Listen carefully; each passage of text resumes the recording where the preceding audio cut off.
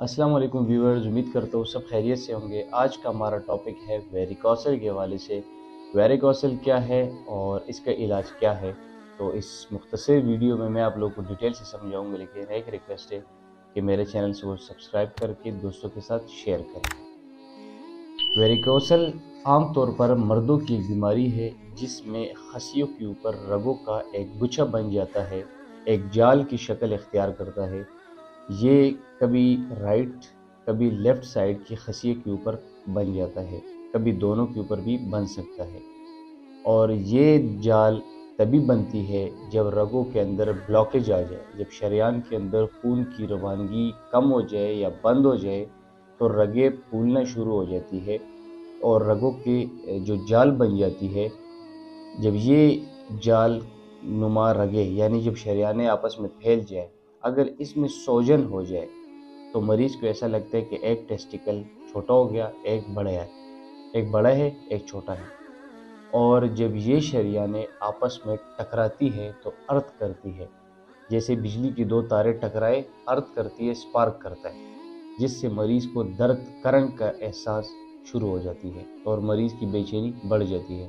अब ये करंट या दर्द ये ऊपर तक भी आता है, नाफ के दोनों अतराफ में या एक तरफ में आ जाता है, जिससे मरीज़ बहुत ज़्यादा तकलीफ़ से गुज़र होता है। बाज़ मरीज़ों का ये तकलीफ़ नहीं होता, बाज़ मरीज़ों का सिर्फ वेरिकोसल थोड़ा सा उनको डिस्टर्ब करता है। कभी कभी मीठी दर्द शुरू हो जाती है जो थोड़ी देर के लिए होती है, और ये तकलीफ़ उन मरीज़ों का ज़्यादा होता है जो मरीज़ कब्ज़ में मुब्तला हो। कब्ज़ की वजह से जब ज़ोर लगाना पड़ता है तो शरेयानों की स्पीड बढ़ जाती है, और जब आगे ब्लॉकेज हो तो शरेयानें सोजन करते हैं, अर्थ करते हैं। इस मरज़ की सबसे ख़तरनाक बात यह है कि ये मरज़ मर्दाना बांझपन की तरफ लेके जाता है, यानी खसियों के अंदर जो स्पर्म सीमेन की प्रोडक्शन है ये उसको कम करता है और ख़त्म भी करता है। सीमेन सेल्स को मुतासिर करता है, मोटेलिटी को, क्वांटिटी को, यानी ये मुकम्मल तौर पर मर्दाना बांझपन का शिकार बना देता है। इसकी वजूहात की तरफ चलते हैं। इसकी एक बहुत ही आम वजह है, यानी खून का गाढ़ापन। जब खून के अंदर गाढ़ापन बन जाए, बाज़ लोग ऐसी ग़िज़ाएँ खाते हैं, बाज़ लोग एक्सरसाइजेस नहीं करते। सर्दियों के मौसम में अक्सर लोग एक ही जगह पे बैठने का काम होता है, या सर्दियों के मौसम में जिन लोगों को बार बार सर्दी लग रहा होता है, ख़ुद को गर्म नहीं रख सकते, ऐसे लोगों का खून गाढ़ा हो जाता है, जिससे बाज़ दफ़ा लोगों को वेरिकोसल होना शुरू हो जाता है, और ये कई कई साल रहता है। इसके लिए कुछ लोग ऑपरेशन का एडवाइस करते हैं, लेकिन ये बग़ैर ऑपरेशन के भी ठीक हो सकता है। इसके इलाज की तरफ चलते हैं। सबसे पहले जो ज़रूरी चीज़ है वो कॉन्स्टिपेशन यानी कब्ज़ को दूर किया जाए, चाहे वो गुलकंद से किया जाए या कोई भी फार्मूले से। कब्ज़ कभी नहीं रहने देना है।